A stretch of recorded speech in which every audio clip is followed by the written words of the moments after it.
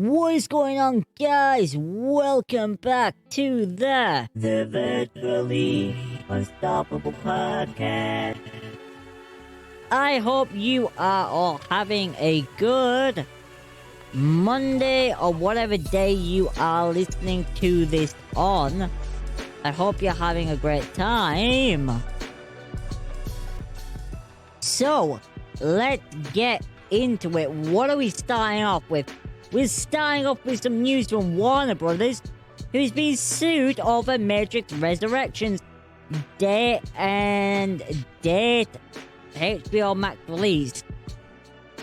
Why is that title so weird for this article? Don't know. Also, we're doing something a little bit different this week. We're not live streaming the podcast. I decided not to stream and just to do it as a recording because there's problems when streaming it. Namely, reading chat. It's very awkward to work that into a podcast, to be honest, in an actual way that doesn't take away from the content. So, the lawsuit from Village Roadshow Entertainment Group. Village Roadshow, obviously, who is a major partner with the Matrix franchise. You know, they have been a part of this since day one, and yeah, they allege that a contract was broken when Warner Bros. Released Matrix Resurrections simultaneously on HBO Max and in theaters, causing the movie to underwhelm at the box office.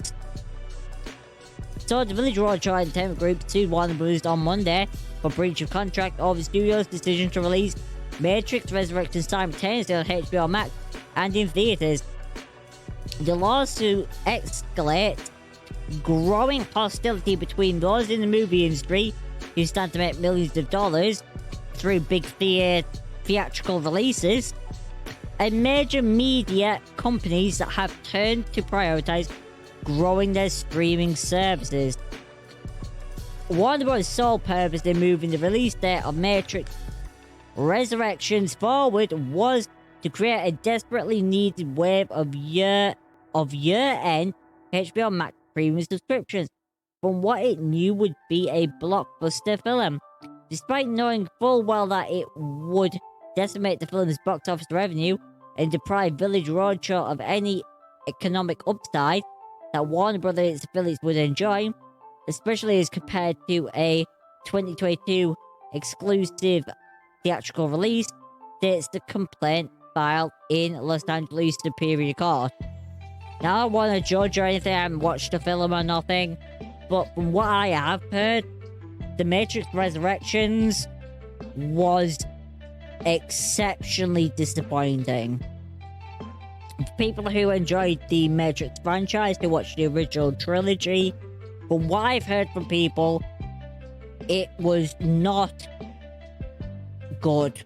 The fourth installment was not good, from what I've heard. But Village Roadshow alleged that the non-industry practice caused Matrix Resurrections, which was slated to be released in 2022, but was moved up by Warner Brothers to underwhelm at the box office.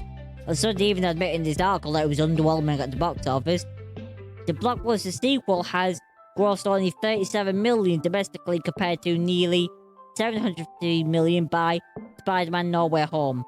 I'm just gonna say this now, comparing them two is an absolute joke.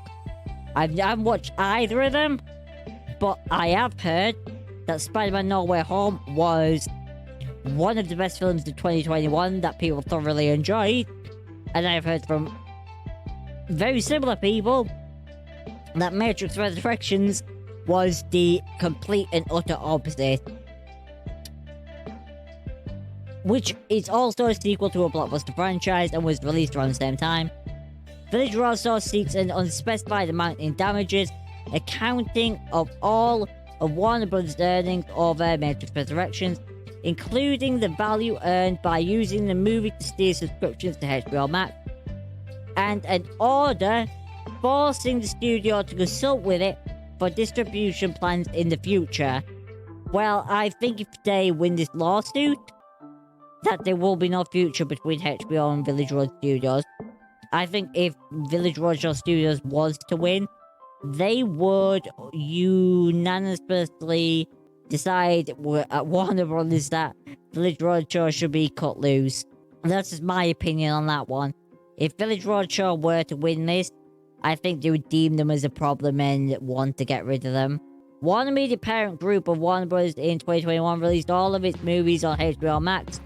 On the same day they were released in theaters in a bid to grow its subscriber base as the COVID blah blah blah blah blah blah blah blah COVID.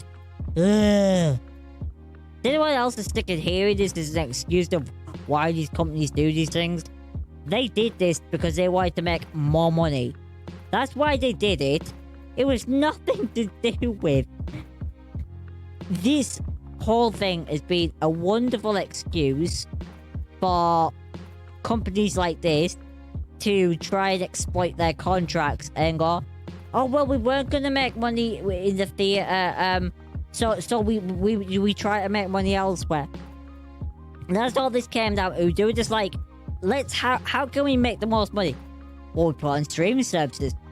We do it the same day as they will, and we, rather than give Village Roadshow all the money, we'll just take the money for ourselves. Like, let's be real. That's what's behind it. It's got nothing to do with like, oh well, it was this, it was that. No, it was you wanted more money. One of these more moves sparked the backlash from top talent and partners of Warner Bros., including Dune filmmaker Denis Villeneuve and Tenet director Christopher Nolan, who denounced the plan in 2020 and called HBO Max the worst streaming service. Yeah, but it wasn't just them, it's been multiple streaming services that have done this, right? Hell, even some studios and stuff have like stalled films because they couldn't release them. They just stalled them, and like they ended up on like Amazon and stuff. And they're pretty good films as well, where the original people who were gonna like put them in theaters and stuff were just like, we don't believe in this anymore, and just dropped them like a bad investment, right? Which is sad to see. We'll have to see what it goes with this whole Warner Brothers getting sued thing. I don't think it'll I don't know, I reckon they'll try and settle or something to try and avoid getting damages and stuff.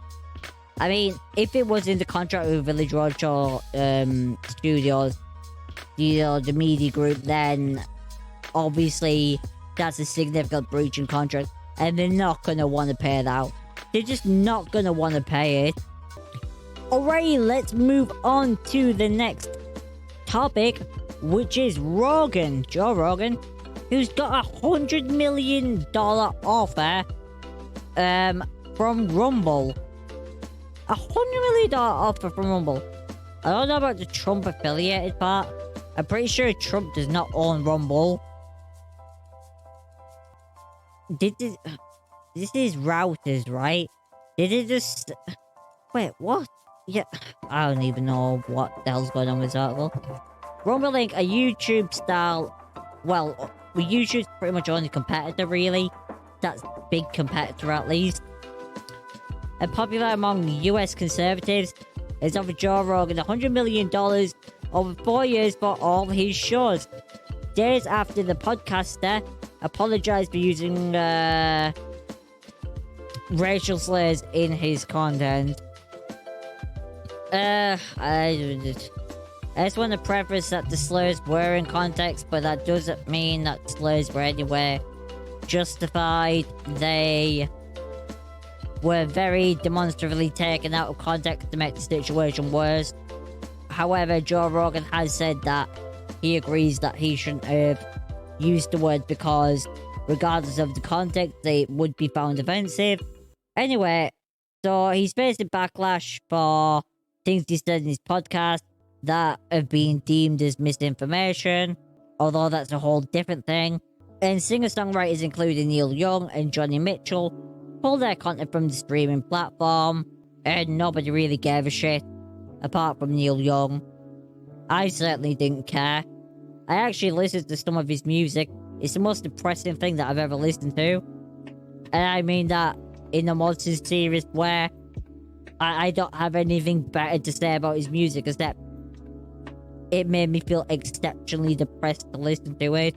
And I've listened to music that makes me feel empathy, sadness, and emotions, right? I'm not talking about this in the situation of Neil Young's music. I'm talking about it literally made me feel depressed.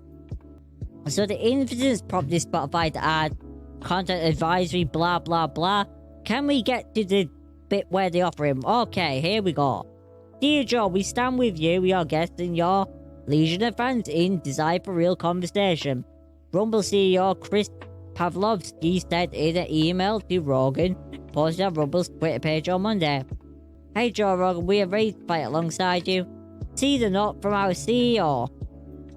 How about you bring all your shows to Rumble, both old and new, with no censorship, for $100 million over 4 years. Rogan did not immediately respond to Rauter's request for comment. His show, The Joe Rogan Experience, has become one of the most popular podcasts on Spotify. After the stream platform started featuring it in 2020, the Wall Street Journal had then reported that Spotify's exclusive licensing deal was worth more than $100 million. Shares of CF Acquisition, the SPAC that agreed to take Rumble public, surged more than 18% on the news. The deal announced in December had valued Rumble at $2.1 billion. Holy shit, Rumble's got some value behind it. I'll give it to them on that. Nowhere near YouTube levels, but obviously still some value. So yeah, they offered him $100 million, and apparently he has not responded to that. Nope, he hasn't responded to it, so very much a non-story. But you never know, he might end up taking it up eventually. We're going to move on to another story, and this is like where we start actually getting to the gaming news. This is from Eurogamer. So, Google obviously launched Stadia, which didn't exactly go well, did it? Yeah, they kind of messed that up a bit. So the two problems that I saw with Stadia was, as far as I'm aware, you can't own games on the platform. And it didn't offer any exclusives that I know of. So it was like PS Now and Games Pass. PS Now that it was streaming. Well, pretty much it was just like PS Now was streaming, except it had no exclusive.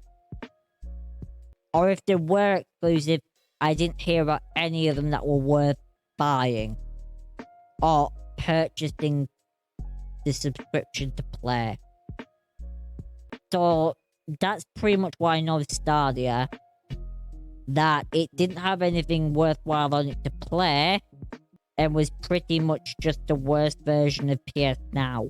You couldn't download and install games, it was all done through the cloud, it was streaming service, right? So, yeah. So Google is reportedly deprioritized its consumer-facing game streaming platform Stadia, and now has a reduced interest in negotiating blockbuster titles for the service. So basically, no good games are ever going to come to it now. Having largely shifted its focus to selling the services, underlying technology to third parties. Okay, so now it's trying to make money back by selling its not working platform to other people. I'm sure that some of the streaming technology is wonderful.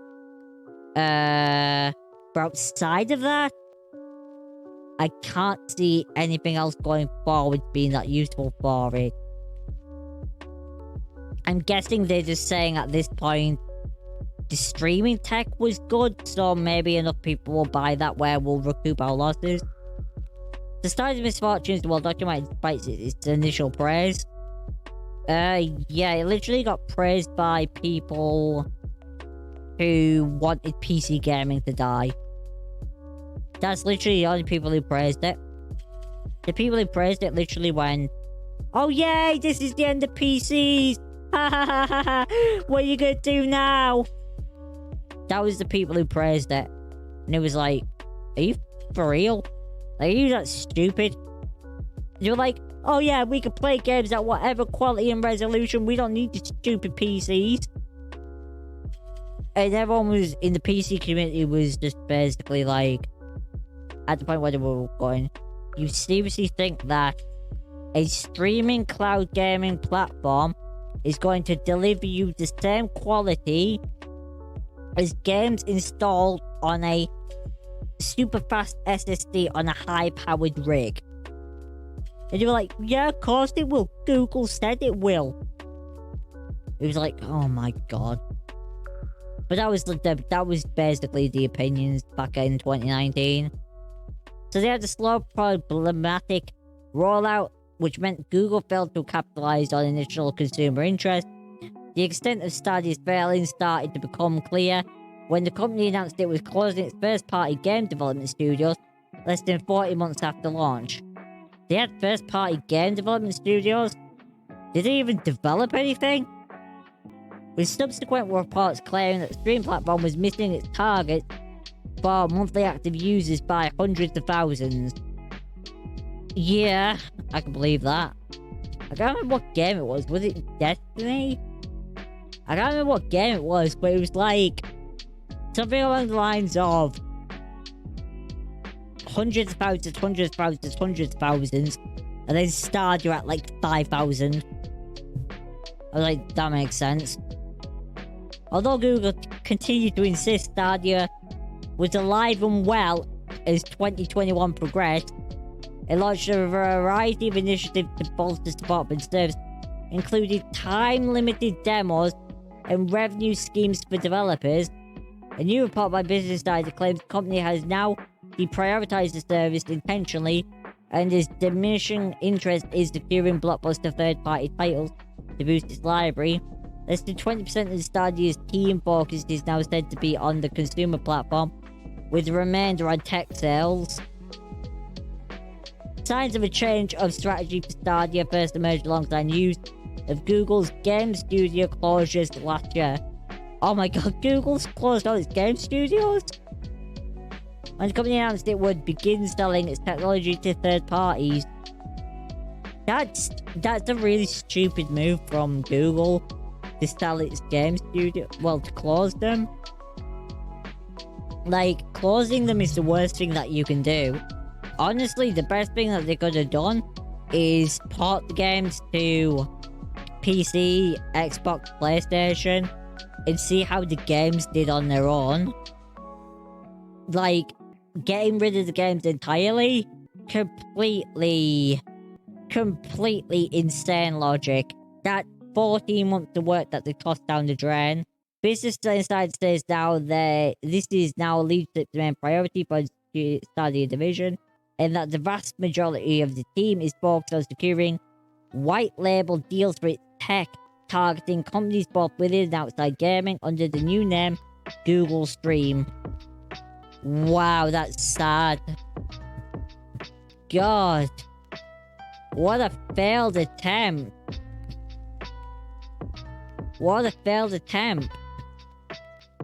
So, as part of these conversations, Google is said to have discussed supplying its technology to Capcom, enabling the publisher to stream demo titles from its own website, and the company had reportedly also made considerable headway with Bungie regarding a similar back-end deal. However, Business Insider sources say it's unclear how Sony's recent acquisition will affect these plans. I mean, I don't know. Mental. I'm not sad that Google failed though. Moving on to NFTs. Video games composers have had their music sold as NFTs without permission. The platform Hitpiece allows users to own a song, build your unique playlist, and join an artist community according to its Twitter page. It appears to be scrubbing Spotify for music and selling it illegally as NFTs. That includes video game music, along with Disney tracks and more. Composers since hit back at the platform on social media. Wow, this is worse than video games composers. This is literally them taking a bunch of stuff from Spotify and reselling it. Holy monka. That is insane thing to do. Wow. That is actually insane that they are taking music directly from Spotify and just selling it. Wow. Just so you know, join Hitpiece, one of the tracks you're selling that I appeared on is owned by Blizzard Entertainment. So we're now owned by Microsoft. Good luck with that, said Grant Kirkhope, the BAFTA-nominated composer for World of Warcraft, Shadowlands, Banjo-Kazooie, Donkey Kong, and more. David Wise, another Donkey Kong composer, also responded. Please spread the message for the far and wide that joint Hitpiece are attempting to sell digital assets they simply cannot legally own. He said on Twitter, there is no legal organization with authority to authenticate these transactions and no existing contracts between composers, performers, and publishers. Gareth Corker, who composed the music for Ori and Halo games, among others, said, the website Joint Hitpiece is garbage, selling as hosting NFTs after doing a bot scrape of the entire Spotify catalogue. So many affected, absolutely no way I or publishers would endorse this. Ori plus Halo plus arcade soundtrack up there for starters. A joke, take it down. Wow, how many have they taken? The platform's latest tweet states, clearly we've struck a nerve and are very eager to create the ideal experience for music fans. Fuck off! You stole shit from composers! You literally fucking stole music from Spotify! To be clear, artists... How? How did they get paid when they didn't put the fuck on there? Like all beta products, we are continuing to listen to all user feedback and are committed to evolving the product to fit the needs of the artists, labels, and fans alike. What a statement. This is just the latest NFT scam to hit the video gaming street. Oh my god. What a fuck. And you've got stupid NFT bros who are like, NFTs are the future. They're so good and great. Aren't we doing the magical thing? Fuck. I apologize. It just pisses me off. Because they're literally lying and stealing. But if you want a proper response for this, here's itch.io's response to NFTs. itch.io is an independent games platform that allows up-and-coming indie developers and people who work on solo projects to put out their ideas into the world, put out demos, put out games, whether they're free to play or paid. It is a platform for a lot of small developers who are all, you know, a lot of small developing companies, a lot of small studios, a lot of independent developers, programmers who are trying to get the names out there. So itch.io had some things to say about NFTs, and God bless itch.io. So here's what itch.io had to say. A few have asked about our stance on NFTs. NFTs are a scam. If you think they are legitimately useful for anything other than the exploitation of creators, financial scams, and the destruction of the planet, we ask that you please reevaluate your life choices, please. Oops, that you please. Also, any company that says they support creators and also endorses NFTs in any way, they only care about their own profit and the opportunity for wealth above anyone else, especially given the now easily available discourse concerning the problems of NFTs. And then they say, how can you be so dense? God bless you, itch.io. This is why I love your platform. Not only do you host some really talented indie games that are phenomenal, made by very small teams of people, or independently as projects, but also you stand up and do the right thing by saying, fuck you, NFTs. God bless itch.io. So, moving on to SteamDB, and this is about the Steam chart. And this is about Dying Light 2. Dying Light 2 is now the 23rd most played game of all time. Sorry, has the highest concurrent player base Yeah, let me redo that. Dying Light 2 has the 23rd highest all-time peak of concurrent players on Steam. Which is insane. Now let me just list some of the games above it. Elder Scrolls V Skyrim, Destiny 2, Apex Legends, Monster Hunter World, Heavy Rain, Hitman 2, Grand Theft Auto 5, World of Warships, Postal, Among Us, Life is Strange 2, Fallout 4, Valheim, New World, Cyberpunk, Counter-Strike Global Offensive, and PUBG. So you can literally see that there is not many games that are above Dying Light 2 when it comes to the all-time highest concurrent player count. I did leave some of the other games out of that list. There was other ones in there, but I don't think they're kind of on the same level. But that's insane that Dying Light 2 is up to 23rd. They might get higher. They might get higher in the future if the game develops in a way that is organic and that players enjoy. But let's move on to more news from Twitter. Get ready to brawl like it's 1994. River City Girls 0, the classic 16-bit beat-em-up, has a digital release date on Switch, and it's only a week away. So that's coming out on February 14th on Switch. But they have announced that it will be coming to PS4, PS5, Xbox, and PC later this spring. So it will be coming to other platforms, and it looks like an interesting game, it honestly does. We watched the trailer a few weeks ago, and I did enjoy the trailer and stuff. So I am kind of excited to see where this goes and what happens with it and stuff like that. We're going to move into some games trailers now, so let's get that set up, shall we? Get here. Where is it? Oh, you can't do it there. I have to do it here. Alrighty.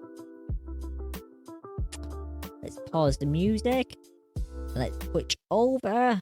So we're starting off with Innocence Island, which is going to be on Switch, PS5, PS4, Xbox, and PC. When is the actual release there? I don't know. Probably you can wishlist it on Steam though already. So let's give you a brief overview of the game since they've actually included it in the description of this one, so that's nice of them. Legend has it that there are 3 rays of light in the sky that are emitted by a prism that grants happiness to the one who obtains it. You never believed in that, but it is your last resort. You do not keep any recollection of things you were able to do before, but you will be able to recall them through observation and do them again. For example, you can jump after watching a monkey doing so, or swing a sword after watching somebody else using it during a fight. Interesting concept for a game. Let's have a look at see what it's like. Apparently this is in English. Yeah, that sounds cool. Although it's very simplistic. This is really... Oh, that's not so cool. That just looks terrible.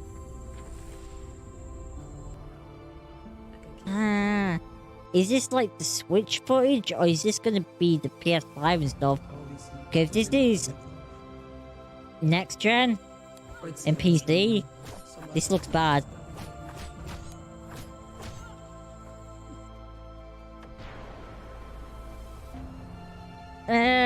This looks kinda bad, I'm not gonna lie. So the footage for this is very, very bland. It's not, very detailed. In fact, it's kind of behind where you'd expect a game in 2022 to be. I'm not gonna lie on that one, it's very, very behind where you'd expect the game to be in 2022. You'd expect them to be graphically a lot better. Yeah. People are saying it's a good idea with terrible implementation, and I kind of agree. It looked alright when you were looking at some of the cinematic stuff. When you're looking at, like, what appears to be gameplay, it does not look that good at all. I'm not gonna lie with that one. So moving on to another one, which is Mosey the Pirate, and this is the story trailer for the game. Is there any more information in the description? Okay, so Mosey the Pirate is the official flying spaghetti monster action adventure game, with the titular Mosey, a pirate from its canon, as against protagonist. Follow Mosey on the adventure that is his life as he rises from being another lowly, does his luck short order cook, under the cruel employ of Phil the Night Manager, to become the world's first pirate, one of the chosen, most inspired, and most chill people on the flying spaghetti monster. Interesting. This game already looks immaculately better in terms of the graphics. Graphics aren't interesting, everything, but holy crap, this game looks far better. Oh god, even the combat and everything looks miles better. Huh. Interesting. I don't know what to expect from this. I mean, it looks like a fairly fun game. Kind of Pirates of the Caribbean with, kind of the wackiness. It's kind of Jack Sparrow with the gameplay. You must lead your... Oh god, a noodle. Okay, your best friend is a bowl of noodles, I think. Okay, your best friend seems to be a bowl of noodles. Maybe the noodles are part of my mind and not real. I mean, it just looked far more interesting than the last game that looked like they'd barely done anything with it. This game looks like it actually has mechanics, and the graphics actually look endurable. In fact, actually, this game looks pretty damn good for the way they've done it with the art style and stuff. So it looks like an adventure game overall. Sort of like Conan meets Sea of Thieves is the vibe I get from it. With some like weird magical elements. Like, I don't know. It's like a fantasy Conan meets Sea of Thieves. That's the way I can describe it. This looks good though. Far better than the last game. Looks absolutely way above whatever level of a game that was. That's certainly for certain. Yeah, this looks good. I'm interested to see what it goes. This is on you can wishlist this for Steam already, apparently.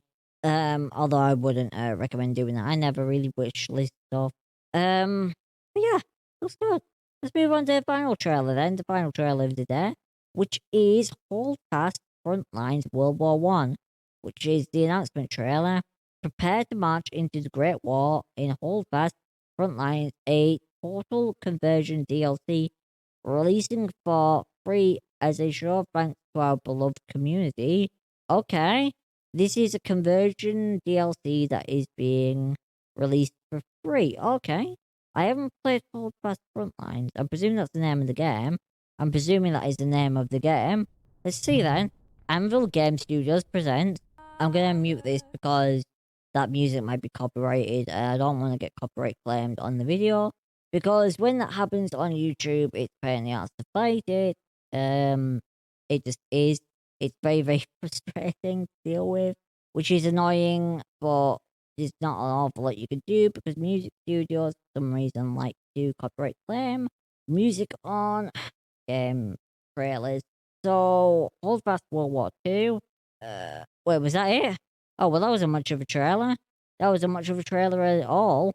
Oh, well, I mean, really wasn't a lot of news today, guys. That was another reason why I didn't stream the podcast like I normally would. Thanks for hanging out, guys. I appreciate it. I hope you've enjoyed the podcast. Sorry it's shorter than usual. There wasn't really an awful lot more news for today.